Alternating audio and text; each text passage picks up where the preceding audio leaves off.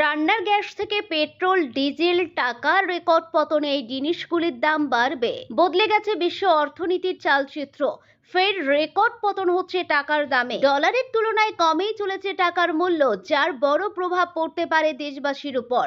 ফের দাম বাড়তে পারে নিত্য প্রয়োজনীয় জিনিসের। জেনে নিন কোন কোন জিনিসের দাম বাড়তে পারে। বুধবার ভারতীয় রুপির দাম মার্কিন ডলারের বিপরীতে 90 টাকা ছাড়িয়েছে, যা যাবৎকালের সর্বনিম্ন স্তর। ডলারের বিপরীতে টাকার দাম 90.13 নিচে নেমে যাওয়ার অর্থ হলো এখন $1 কিনতে 90 টাকা 13 পয়সা খরচ হচ্ছে।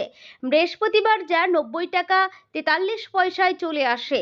এটি আমাদের দৈনন্দিন জীবনে প্রভাব ফেলবে, কারণ এটি আমদানিতে আরও ব্যয়বহুল করে তুলবে, যার ফলে অনেক পণ্যের দাম বেড়ে যাবে।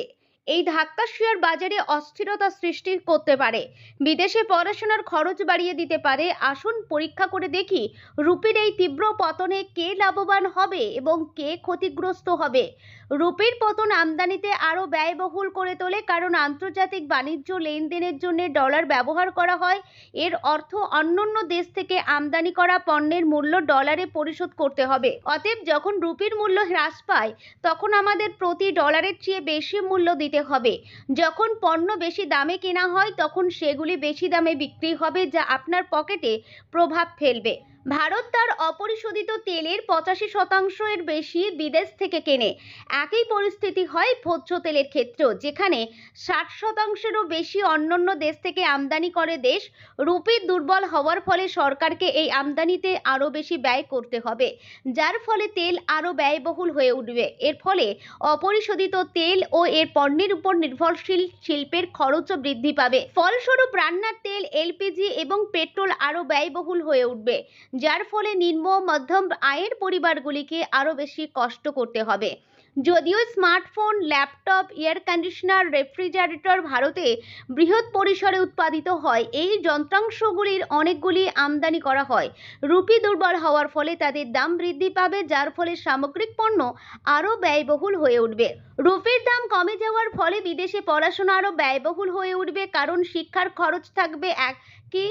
তবে রুপি দুর্বল হওয়ার কারণে ডলার কিনতে আরও বেশি অর্থ ব্যয় করতে হবে। আগে প্রতি ডলারে 80 টাকা হারে ভারতীয় মুদ্রায় $50,000 বার্ষিক টিউশন ফি ছিল 40 লক্ষ টাকা, কিন্তু এখন তা 45 লক্ষ টাকা হয়ে গেছে, অর্থাৎ সরাসরি 5 লক্ষ টাকা বৃদ্ধি। এই পরিমাণ অনেক মধ্যবিত্ত পরিবারের কয়েক মাসের বেতনের সমান। রুপির মান দুর্বল হওয়ায় শিক্ষা ঋণও ব্যয়বহুল হবে। এখন যেহেতু রুপি আগের সীমা অতিক্রম করেছে, তাই শিক্ষার্থীদের 12 থেকে 13% বেশি ইএমআই দিতে হবে। এর ফলে বৈদ্যুতিক যানবাহন থেকে শুরু করে বিলাসবহুল গাড়ি পর্যন্ত সবকিছুর উপর প্রভাব পড়বে, কারণ স্থানীয় উৎপাদন সীমিত এবং এমনকি যদি তাও হয়, অনেক যন্ত্রাংশ আমদানি করা হবে। আমদানি ব্যয়বহুল হবে, যার ফলে পণ্য বিক্রি আরও ব্যয়বহুল হবে। সোনার উপর দামও বৃদ্ধি পাবে বলে আশা করা হচ্ছে, কারণ ভারত, সুইজারল্যান্ড, সংযুক্ত আরব আমিরাত, দক্ষিণ আফ্রিকা, গিনি এবং পেরুর মতো দেশ থেকে প্রচুর পরিমাণে সোনা কেনে। একইভাবে ভারত চীন থেকে হংকং, রাশিয়া এবং ব্রিটেন পর্যন্ত দেশ থেকে রূপা আমদানি করে। রুপির মূল্য বৃদ্ধি তাদের আমদানি খরচও বাড়িয়ে দেবে, যার ফলে সোনা ও রূপোর গহনা আরও ব্যয়বহুল হবে।